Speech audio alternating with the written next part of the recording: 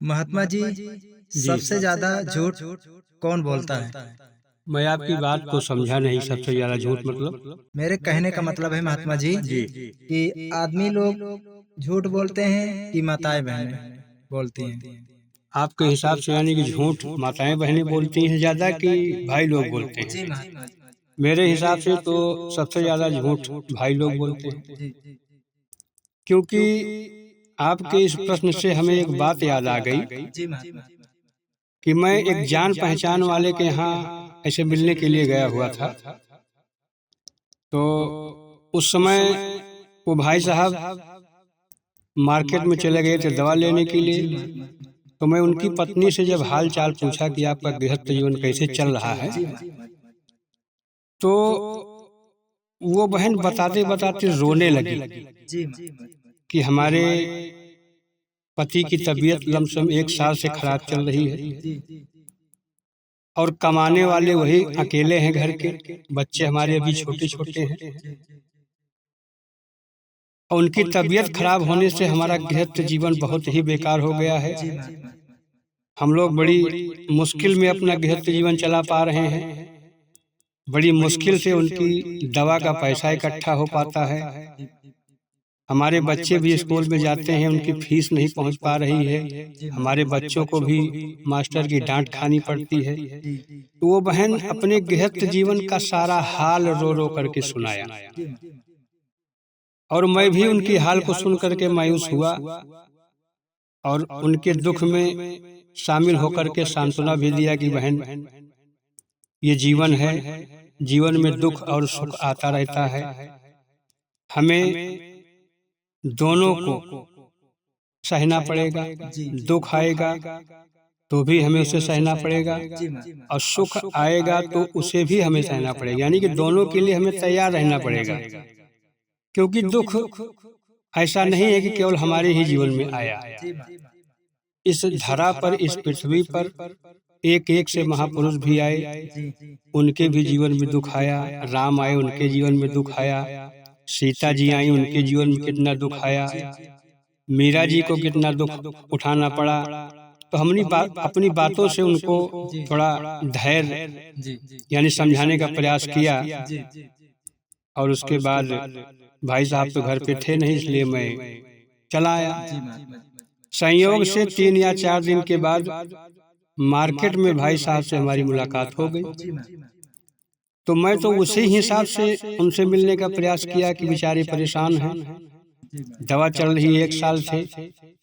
क्योंकि 2 दिन पहले मैं उनके घर गया था तो गृहस्थ का क्या समाचार है वो सब हमको बहन जी बता ही दिया था। जी महात्मा तो जब हमारे और भाई साहब के बीच मुलाकात हुई तो वो मुस्कुराकर मिले जी और महात्मा उनकी मुस्कुराहट को देखकर हमें ऐसा लगा कि सब कुछ ठीक है, इनके हिसाब से कुछ भी गड़बड़ नहीं है। जी तो मैंने भाई साहब से हाल पूछा कि भाई आपका क्या समाचार है, तबीयत आपकी कैसी है? जी महात्मा मैं 3 या 4 दिन पहले आपके घर गया था, तो हमें बहन जी के द्वारा मालूम पड़ा कि आपकी तबीयत नहीं ठीक है। बोले नहीं भाई साहब, तबीयत हमारी पहले से बहुत ही अच्छी है जी अब महात्मा और हमें कोई दिक्कत नहीं है, सब कुछ ठीक-ठाक चल रहा है, घर पर परिवार भी हमारा सब ठीक है।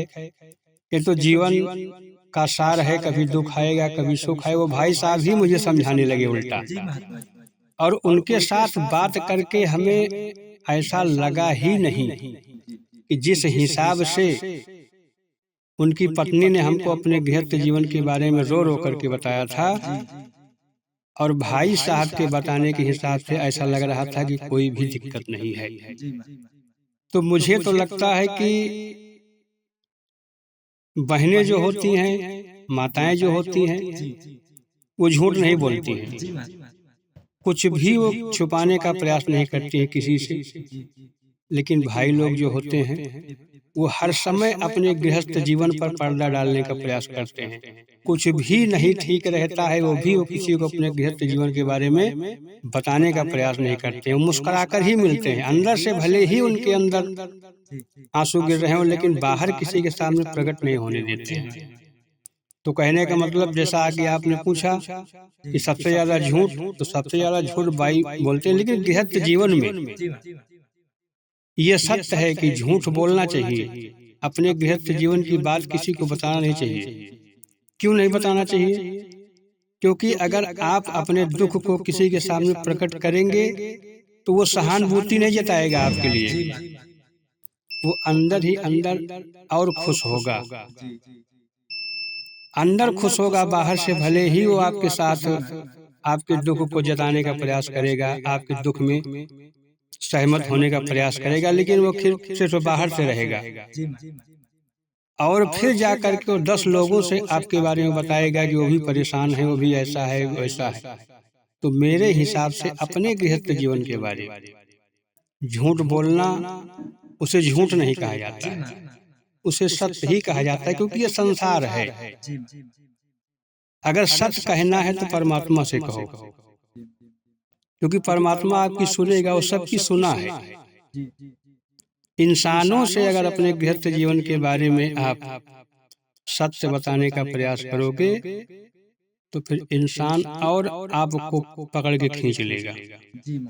तो मेरे हिसाब से तो भाई झूठ बोलते हैं, बहन सच बोलती हैं, लेकिन गृहस्थ जीवन में झूठ बोलना चाहिए।